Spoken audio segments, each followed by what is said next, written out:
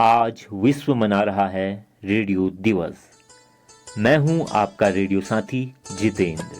13 फरवरी यानी आज का दिन मीडिया के सबसे भरोसेमंद और व्यापक रूप में उपयोग किए जाने वाले रूपों में सबसे ऊपर रहा है। दिसंबर 2012 में संयुक्त राष्ट्र की महासभा ने विश्व रेडियो दिवस की घोषणा का समर्थन किया। रेडियो एक ऐसा माध्यम है जो हमें दुनिया भर की खबरों और जानकारी से जोड़ता है। यह एक ऐसा माध्यम है जो हमें मनोरंजन और शिक्षा दोनों प्रदान करता है। विश्व रेडियो दिवस का उद्देश्य रेडियो के महत्व को बढ़ावा देना और इसके इतिहास को याद करना है। यह दिवस हमें रेडियो के माध्यम से जुड़ने और इसके महत्व को समझने का अवसर प्रदान करता है। इसी संदर्भ में हमने बात की वरिष्ठ पत्रकार हृदय जोशी जी से। देखिए, जहाँ तक रेडियो की बात होती है ना, तो हमारे देश में लोगों को ऑल इंडिया रेडियो ही समझ में आता है केवल। ठीक है। और लोग सोचते हैं कि जो मेरे को अगर ठीक से याद है तो 1930 के दशक में ऑल इंडिया रेडियो शुरू हुआ था। ठीक है, 1930s में। लेकिन उससे पहले भी रेडियो शुरू हो चुका था इंडिया में। रेडियो उससे पहले उनने ये 20वीं शताब्दी के शुरुआत में। लेकिन आपने आज की बात पूछी तो रेडियो बहुत लंबा रास्ता तय किया है और ये प्रासंगिक बना हुआ है। न केवल जो एफएम रेडियो, कम्युनिटी रेडियो जिनका आपने जिक्र किया, जो नए नए रूप में, नए नए कलेवर में हैं, पर लेकिन जो traditional radio, all India radio को भी देखें, उसकी भी अहमियत बनी हुई है। राइट। तो आज की डेट में जब इतनी तेज रफ्तार हो गई है, जो लाइफ है आदमी की, हर चीज स्मार्टफोन पर उपलब्ध है, तब भी रेडियो की जरूरत बनी हुई है। बल्कि मैं तो कहूंगा जो ऑडियो पॉडकास्ट आ रहे हैं, अब तो पॉडकास्ट आजकल लोग फैशन में करने लगे हैं, वीडियो फॉर्म में भी, पर पॉडकास्ट का मतलब असल में केवल ऑडियो ही होता है। उनके होने से, और ये जो ऑडियो बुक्स आई हैं, अगर आप देखेंगे कई लोग ऑडियो बुक्स सुनना चाहते हैं जी।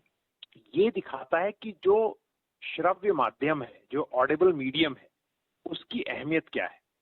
और आज की डेट में आप यकीन मानिए, क्योंकि आप ये वर्ल्ड रेडियो डे के लिए जो भी कर रहे हैं, इसकी वजह से नहीं कह रहा हूं, बल्कि radio is most powerful medium अभी के लिए, one of the most powerful definitely है। और इसका प्रसार बढ़ रहा है और नए लोग जो हैं कंफर्टेबल फील। एक बीच में पीढ़ी आई थी ना जो टीवी देखना पसंद करती थी, जो फिल्में देखना पसंद करती है, विजुअल मीडियम में बहुत इंटरेस्ट लेती है, वो अभी भी रहेगी। लेकिन एक सर्ज है, अगर आप ग्राफ को देखेंगे और आप महसूस करते होंगे कि रेडियो और रेडियो से मिलते जुलते माध्यम जो है वो ज्यादा मजबूत हो रहे हैं। सामुदायिक स्तर पर आज रेडियो की भूमिकाएं क्या हो सकती हैं? जिस तरीके से उत्तराखंड के परिप्रेक्ष्य में देखें या अन्य हिमालय रेंज में हम देखते हैं कि आपदाओं के दृष्टिगत या हिमालय क्षेत्र के डिजास्टर मैनेजमेंट हो, जंगलों की आग हो, तो यहाँ पर किस तरीके से सामुदायिक रेडियो भागीदारी कर सकते हैं?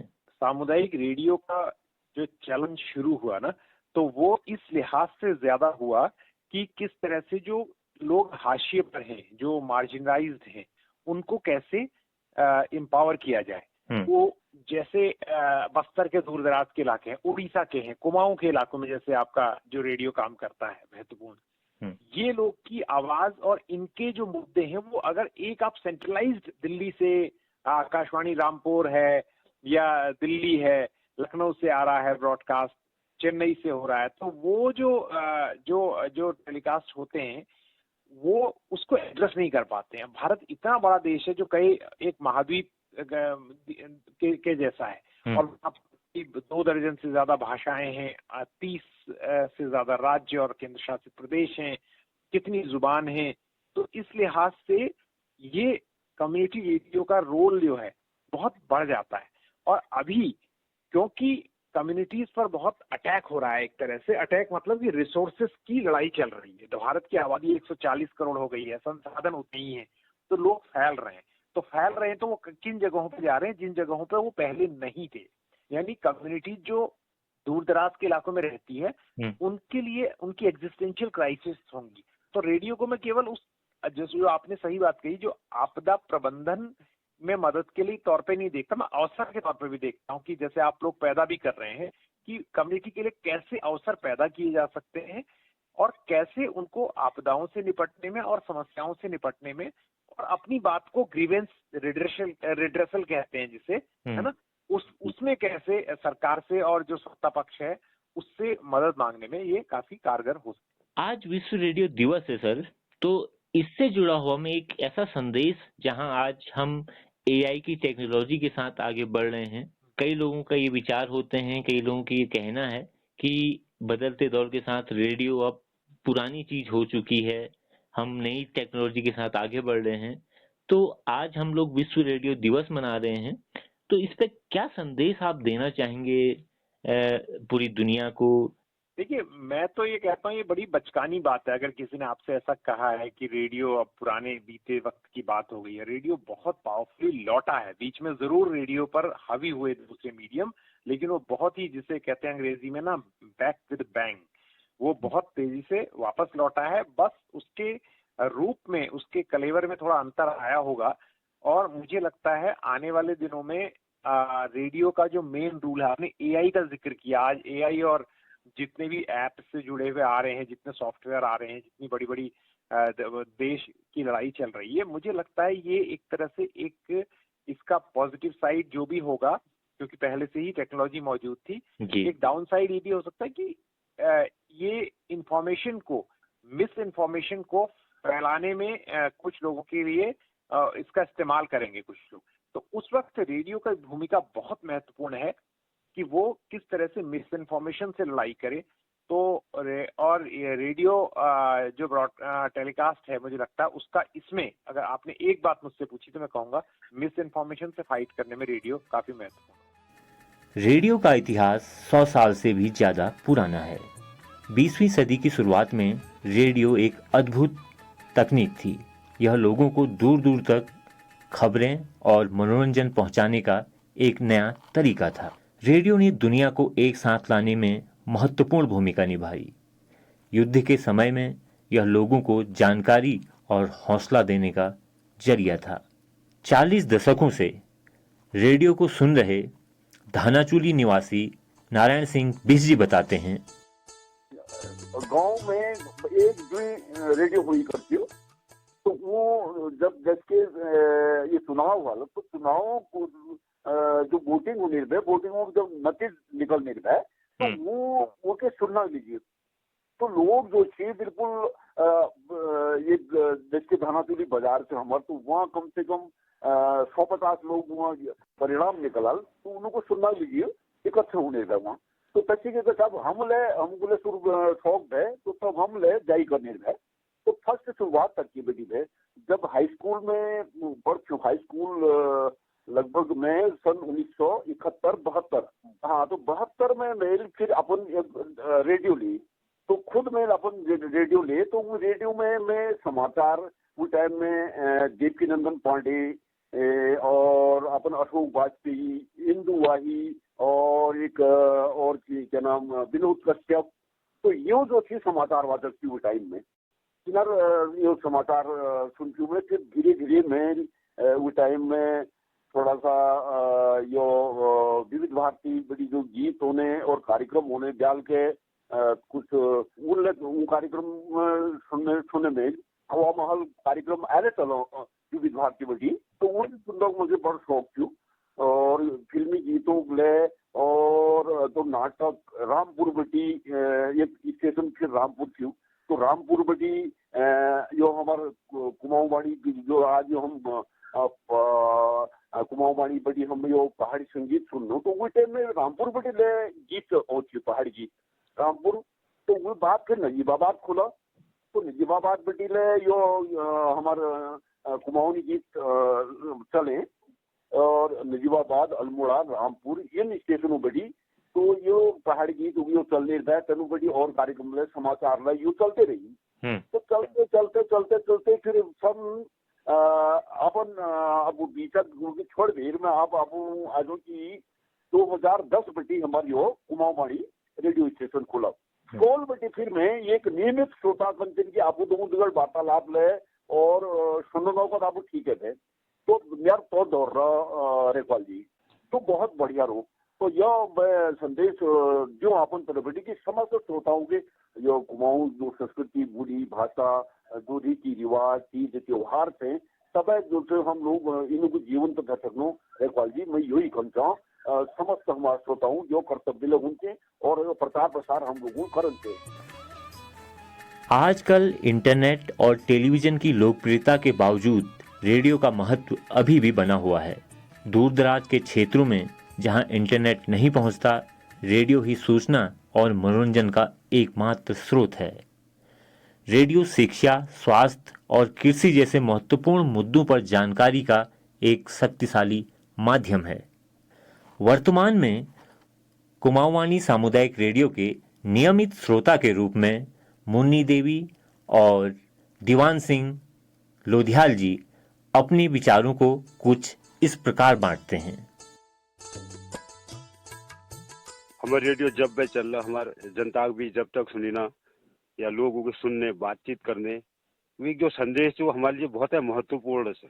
हमारे कुमाऊनी भाषा के उनमें बातचीत हो बहुत है महत्वपूर्ण है। मतलब बहुत बड़ी बात है कि हमारे रेडियो 7 से 13 जिलों तक यहाँ तक बरेली तक जाता है। ये बहुत बड़ी उपलब्धि है कुमाऊवाणी की। यही कहना चाहूँगा कि कुमाऊवाणी हमारे लिए एक महत्वपूर्ण रेडियो स्टेशन है। देखिए इससे हमको वैसे जुड़ने का एक तरीका रेडियो से ये था कि साहब पहले तो हमको पता नहीं था। पता जब हुआ कि हमारे ही गांव में रेडियो स्टेशन खुला हुआ है, उसका प्रसारण है, तो एक दो बार मैंने रेडियो प्रसारण सुना तो मेरे को अच्छा लगा। मैंने सुना उसके बारे में। और रेडियो का जहाँ तक हमारे जनता के बीच बातचीत करने का, उससे हमको क्या क्या चीज़ें मिल सकती हैं, उससे बहुत सारी चीज़ें हमको मिलती हैं। हमारी देखिए हमारी गढ़वाल की खबर हमको मिलती है, कुमाऊं की खबर हमको मिलती है, चंपावत की खबर हमको मिलती है, बरेली की खबर हमको मिलती है, यानी कि हिमाचल के कल्चर के बारे में क्या बातचीत होती है हमको मिलती है। बहुत सारी ऐसी चीज़ें हैं। हमारी संस्कृति और पद्धति, संस्कृति जो हमारी विरासत है वो हमको सुनने को और हमारे दिमाग में देखने की एक झलक कुमाऊवाणी से मिलती है। तो आज वर्ल्ड रेडियो डे है, तो सर आप क्या कहना चाहेंगे इस दिन? विश्व रेडियो दिवस है। इस बारे में मैं इतना ही कहना चाहूँगा, जब से हमने रेडियो सुना, चाहे हमने BBC लंदन सुना, विविध भारती सुना, नजीबाबाद सुना, अल्मोड़ा सुना, आज वर्तमान में हमारे पास में कुमाऊवाणी है। मैं यही कहना चाहूँ कि जो हमारा विश्व रेडियो दिवस है, ज़्यादा से ज़्यादा लोग रेडियो से जुड़ें, रेडियो में बात करें और अपने विचार साझा करें और अपने वो विचार साझा करें जो कि हम धरातल पर उतार सकते हैं, बातचीत कर सकते हैं और एक दूसरे से मेल मिलाप हो सकता है। अपने राज्य की, अपने गांव की, अपने क्षेत्र की, हम कुमाऊं में हैं, हम लोग कुमाऊं में रहते, तो हम कुमाऊं की संस्कृति को बचाए रखें, पद्धति को बचाए रखें। कैसे करना है, क्या करना है, ये हम आपस में बातचीत करके, सोच करके तय कर सकते हैं। और रेडियो के माध्यम से ये नहीं है कि हम रेखवाल जी से जुड़े, रेडियो के माध्यम से हम बहुत अच्छे अच्छे लोगों से जुड़े होते हैं। कभी कभी तो हमारा विदेश में भी लोगों से संपर्क हो जाता है रेडियो के माध्यम से। कोई इंडिया में आया है, समझो कुमाऊं की तरफ आया है, वो एक बड़ा अधिकारी है, उसने रेडियो सुना और हमारी आपकी बातचीत हो रही है कुमाऊं से। शुक्लानी जी जुड़ रहे हैं, कठेत जी जुड़ रहे हैं, तारादत्त जी जुड़ रहे हैं, सोमपाल जी जुड़ रहे हैं। तो कहीं न कहीं रेडियो से कोई ऐसा हमारा संदेश धरातल पर आता है, टीवी से अलग आता है। मतलब आदमी के मन में एक इच्छा होती है कि वास्तव में ये काम हो सकता है, मतलब उसकी सकारात्मक सोच होती है। और जो हमारा टीवी का आता है साहब, उसमें सोच तो सकारात्मक आती है, मतलब पॉजिटिव आती है, पर वो पल पल में चेंज होता रहता है। इसलिए रेडियो का सुनना इसलिए जरूरी है। हमारा एक दिन का जो प्रसारण होता है, दूसरे दिन का जो प्रसारण होता है, उसमें बहुत सारी ठोस बातें होती है, हमारे काम की बातें होती है, पूरे हमारे राज्य के लिए काम की बातें होती है। मैं कुमाऊवाणी के सभी कार्यकर्ताओं को, आपको सबको बहुत बहुत बधाई देता हूँ। धन्यवाद। रेडियो स्टेशन 90.4 अपन रेडियो अपन बात तो तब बटी हम और स्टार्ट करा कुमाऊवाणी सुनन। जैसे कि यह ब्लॉक बटी, यह पंचायती राज चुनाव बटी और बैंकों में कस के हूँ, कंट्रोल में कस के हूँ, विद्युत विभाग में किस सारे विभागों हमको घर भेटिया पता चल जाए रेडियो में। उद्यान काट कस के बना, हॉर्टिकल्चर में गए, कतु दवाई आ रहे, कतु बीज आ रहा, कतु क्या रहा वो बटी सब हम जानकारी भेजी कतु पेड़ आ रहे कतु की मिलना वो चीज जब हम रेडियो में सुन दे वो बातें जब अमल कर दे हम ज्यादा पत्ते कर दे वो चीजें जब हम बीज ले लोनो मगर तो 2011 बेटी आज ये 15 होगा ये दिन जाले रेडियो की मेरे खर्चे रेडियो को था तो रेडियो खराब हो जाला ना पुठान को तो रेडियो फोड़िया ले मैं फिर लाते थे। रेडियो का भविष्य भी उज्जवल है। डिजिटल तकनीक के विकास के साथ रेडियो और भी अधिक सुलभ और आकर्षित हो गया है। पॉडकास्ट और ऑनलाइन रेडियो स्टेशनों की लोकप्रियता बढ़ रही है। रेडियो आने वाले वर्षों में भी लोगों को जोड़े रखने और सूचित करने में महत्वपूर्ण भूमिका निभाता रहेगा। रेडियो दिवस की सभी को शुभकामनाएं और अपने रेडियो साथी जितेंद्र रैकवाल को दीजिए इजाजत। नमस्कार।